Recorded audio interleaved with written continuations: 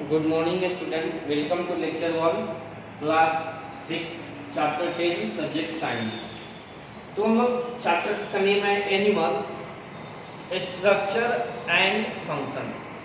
तो स्टूडेंट हम लोग देखेंगे यहाँ पे कि जो हम लोग चैप्टर पढ़ रहे हैं इस चैप्टर में एनिमल्स के बारे में पढ़ना और एनिमल्स के बारे में क्या पढ़ना है तो उसके स्ट्रक्चर उसका जो बनावट है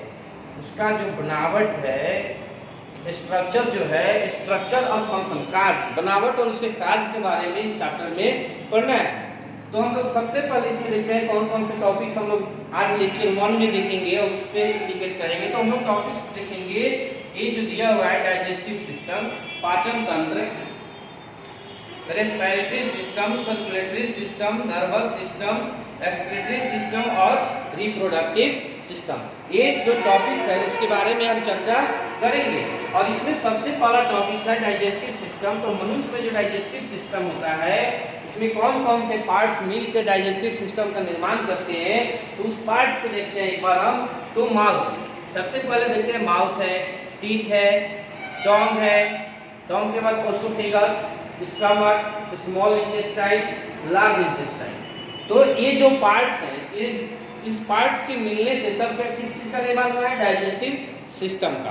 तो हम कह सकते हैं कि सिस्टम जो होता है group of organs is called system, मतलब कि ऑर्गन्स का ग्रुप जो होता है जो एक ही तरह के कार्य को संपन्न करता है उसको हम लोग सिस्टम कहते हैं। तो जैसे यहाँ पे देखते हैं माउथ, सबसे पहले माउथ की बात करते हैं। तो मुंह जो होता है माउथ में सैलिवरी ग्लैंड होता है जिसको हम लोग जिससे सालिवा प्रोड्यूस होता है और यह सालिवा जो होता है भोजन को निगलने में मदद करता है। और माउथ के अंदर टीथ होता है, टीथ जिसको दांत बोलते हैं, टीथ जो होता है इसकी जो संख्या होता है वह टोटल 32 होता है, लेकिन ये दो सेट में होता है।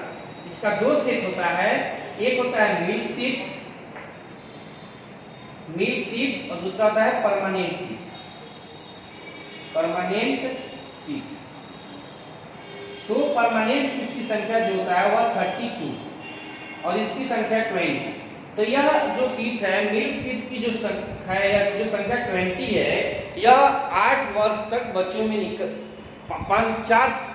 3 साल मतलब समझिए ना कि 2 साल लगभग 1.5 साल से निकलना शुरू होता है 1 साल और उसके बाद यह 8 साल तक क्या होता है टूट जाता है और इसके जगह पे परमानेंट टीथ आता है और इसकी संख्या 32 होता है।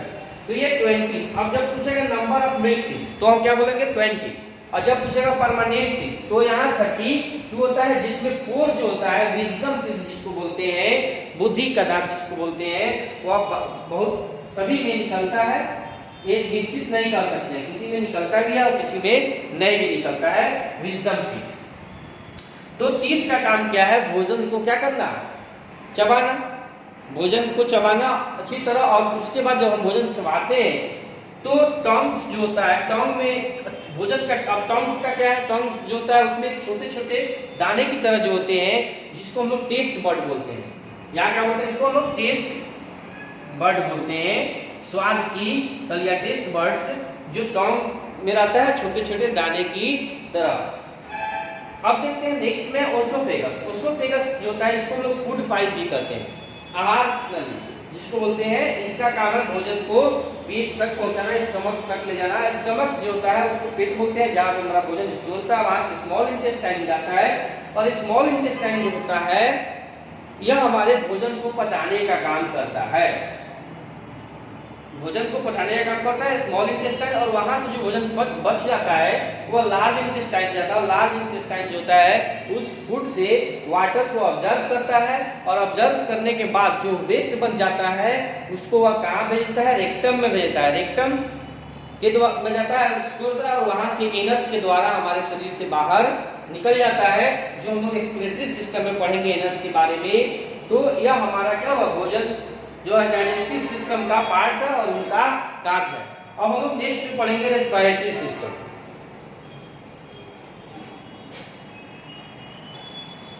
अब हम देखते हैं next student respiratory system. Respiratory system में देखते हैं तो इसमें नॉस्ट्रिल होता है, नोजल कैविटी होता है, ट्रेकिया होता है, ब्रोंचिया होता है, लंग्स होता है।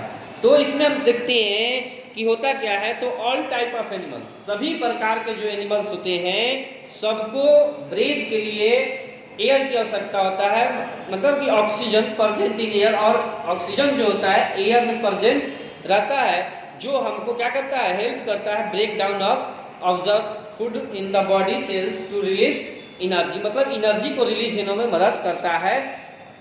अब यह एनर्जी जो होता है जिसको हम लोग एटीपी बोलते हैं, देखिएगा एटीपी कहेंगे कुछ होता है एडिनोसाइन ट्राइफॉस्फेट, इसका फुल फॉर्म होता है adenosine triphosphate, ATP required for our growth and survival. तो यह एटीपी के रूप में हमारे बॉडी में स्टोर होता है, और हमको जैसे जैसे आवश्यकता होता है ब्रीदिंग में एनर्जी की वैसे वैसे उसको यूज होता है। तो इस सारे प्रोसेस को या सेलुलर रेस्पायरेशन इसको हम लोग बोलते हैं, इसको क्या बोलते हैं हम लोग, सेलुलर रेस्पायरेशन।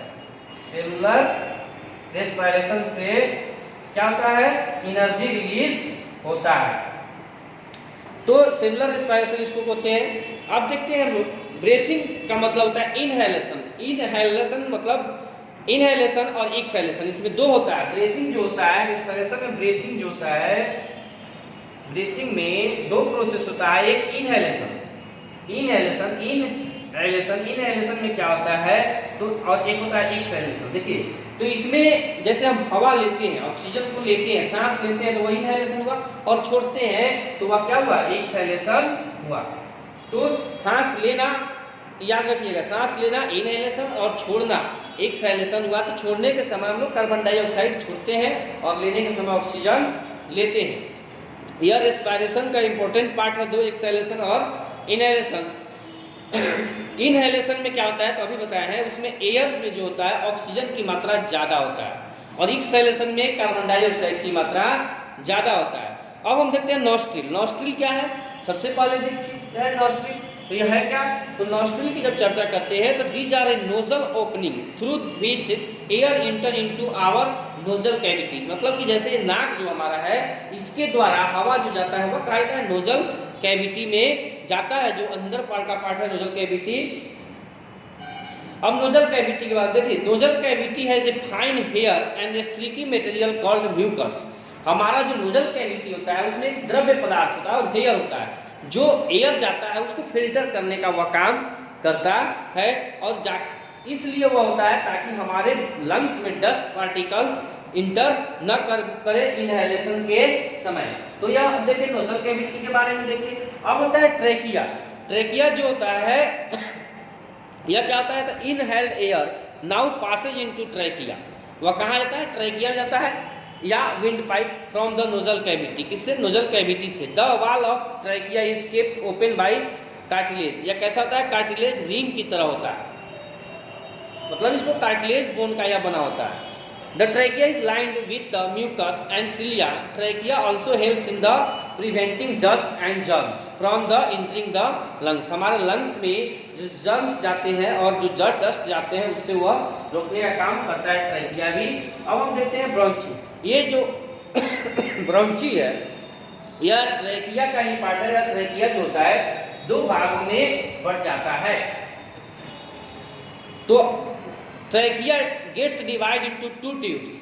यह जो ट्यूब्स में बढ़ता है जिसको लोग ब्रोंची कहते हैं, सिंगुलर में ब्रोंचियस कहते हैं। ईच ब्रोंचस कनेक्टेड ट्रेकिया, प्रत्येक जो ब्रोंचियस किससे कनेक्ट रहता है, ट्रेकिया से। और किससे कनेक्ट रहता है, ट्रेकिया से। जो आप फिगर देखिएगा बुक में फिगर दिया हुआ है बिल्कुल डिटेल्स में, ट्रेकिया से कनेक्ट होता है to the left lungs and right bronchi to right lungs. तो इसमें लेफ्ट वाला जो होता है लेफ्ट लंग्स से कनेक्ट हो जाता है और राइट वाला राइट लंग्स से कनेक्ट हो जाता है। फाइनली हम देखते हैं लंग्स। लंग्स मींस होता है फेफड़ा। तो finally air enter our lungs. Finally रूप से जब एयर कहाँ आता है, हमारे लंग्स में जाता है, और लंग्स में जाता है तो each bronchi divided further into smaller and smaller tubes. छोटे छोटे ट्यूब में वो बढ़ जाता है लंग्स में, जिसको ब्रोंचियोल्स बोलते हैं। The bronchioles end into air sacs. उसमें क्या होता है, तरह की into air sacs blood capillaries lies very close to the bronchioles air sacs. और वहां से वो क्या करता है, वह ऑक्सीजन जो होता है वह किसके माध्यम से, तो वह वेन के माध्यम से। उसमें जो छोटे पतले पतले जो वेन्स होते हैं, कैपिलरीज जिसको बोलते हैं, कैपिलरीज के माध्यम से हमारे बॉडी में के प्रत्येक सेल तक वह पहुंचते हैं ऑक्सीजन, और तब जाके हमारे अंदर सेलुलर रेस्पिरेशन होता है। तो इस तरह हम लोग देखें रेस्पिरेटरी सिस्टम के बारे में। अब देखेंगे हम लोग सर्कुलेटरी सिस्टम।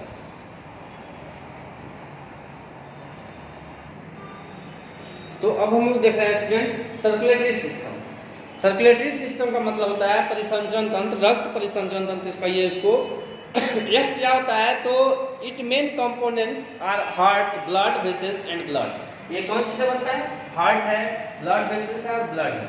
ये तीन ही चीज से मिलकर क्या बनता है? सर्कुलेटरी सिस्टम जो होता है। तो हार्ट जो होता है, heart is a very important organs of our body. Heart जो होता है हमारे ऑर्गन्स, हार्ट जो होता है हमारे जितने भी ऑर्गन्स उसका इंपॉर्टेंस है, हमारे बॉडी का इंपॉर्टेंस पार्ट्स है कौन? Hearts. It located in the middle of the chest cavity. हमारा चेस्ट जो कैविटी है इसके मिडिल में होता है। But it tilted slightly towards the left. The size of our heart is almost fist beats, मतलब फर्स्ट जो मुट्ठी होता है मुट्ठी के बराबर इसका साइज होता है। इसका तो हार्ट का हर्ट्स जो होता है हमारा पंप करता है, बीट करता है तो 70 से लेकर 72 टाइम्स करता है हार्ट बीट, जिसको बोलते हैं हम लोग पर मिनट। या क्या होता है? पर मिनट। पर मिनट जो होता है वह 70 से लेकर 72 टाइम्स जो होता है वह बीट्स करता है, हार्ट बीट जिसको बोलते हैं। Pumps blood to the body. यह क्या करता है? ब्लड को पंप करके हमारे बॉडी में भेजने का काम करता है। और including the lungs through the body vessels. इसमें लंग्स भी इंक्लूड होता है। अब देखते हैं ब्लड वेसल्स। ब्लड वेसल्स क्या है? Our body contain a 3 type of blood vessels. कह रहा है कि ब्लड वेसल्स जो होता है वो कितना प्रकार का है? 3 प्रकार का होता है, 3 टाइप्स का होता है ब्लड वेसल्स। ये 3 टाइप का कौन सा होता है? तो यहाँ पे नाम लिखा हुआ देखिएगा, आर्टरीज है, कैपिलरीज है और वेन है। क्या होता है? आर्टरीज, कैपिलरीज और वेन। यह 3 तरह का होता है जिसका काम क्या होता है? ब्लड को कैरी करना। अब हम देखते हैं इसमें arteries carry blood from our heart to different part of the body. अब आर्टरीज का काम क्या है? इसका काम क्या है? हार्ट से, यहाँ लिखा हुआ हार्ट से ब्लड को कैरी करना और डिफरेंट पार्ट्स में भेजना। Veins transport blood towards the hearts from the body parts while capillaries are the vessels connecting to the arteries to the vein. Thus in our body blood flow through the flowing path, मतलब एक path रास्ते, जैसे heart से कहा गया arteries में गया, arteries capillaries को गया, कैपिलरीज वेन को, और वेन से फिर यह रिटर्न आता है हार्ट से। और यही प्रोसेस जो होता है पाथ पर यह चलते रहता है, कंटिन्यूअस चालू रहता है। तो इस तरह हम लोग इसके बारे में देखें, ब्लड सर्कुलेटरी सिस्टम के बारे में देखें। अब हम लोग देखते हैं ब्लड। ब्लड क्या है? ब्लड एक red colour, blood is a red viscous fluid, मतलब blood is a red fluid. ये ब्लड जो होता है लाल कलर का होता है और इसका कलर रेड क्यों होता है? तो हेमोग्लोबिन के कारण। ब्लड में हेमोग्लोबिन होता है और इसको हम लोग आरबीसी पढ़ते हैं। देखिएगा ब्लड को आरबीसी और डब्ल्यूबीसी। डब्ल्यूबीसी जो हो गया या व्हाइट ब्लड सेल हो गया, आरबीसी हो गया रेड ब्लड सेल। तो डब्ल्यूबीसी जो हो गया इसमें हेमोग्लोबिन प्रेजेंट रहता है, इसमें हेमोग्लोबिन नहीं रहता, उसका वर्क अलग है। डब्ल्यूबीसी का काम क्या है? तो यह हमारे बॉडी में जो अनवांटेड मटेरियल जब जाते हैं, अनवांटेड ऑर्गेनिज्म जाते हैं, अगर सूक्ष्म जीव जाते हैं ना, तो अनवांटेड कोई भी चीज वायरस वगैरह जाते हैं तो इससे फाइट करने का काम करता है अगेंस्ट डिसीज। अब समझिए, यह देखिए सर्कुलेटरी सिस्टम। अब हम नेक्स्ट लेक्चर में हम लोग 3 के बारे में पढ़ेंगे, इसमें संभव नहीं है इस लेक्चर में। नर्वस सिस्टम, एक्सक्रीटरी सिस्टम और रिप्रोडक्टिव सिस्टम के बारे में नेक्स्ट लेक्चर में हम चर्चा करेंगे। और इस तरह हम लोग सर्कुलेटरी सिस्टम देखें, जिसको देखिएगा। Thank you.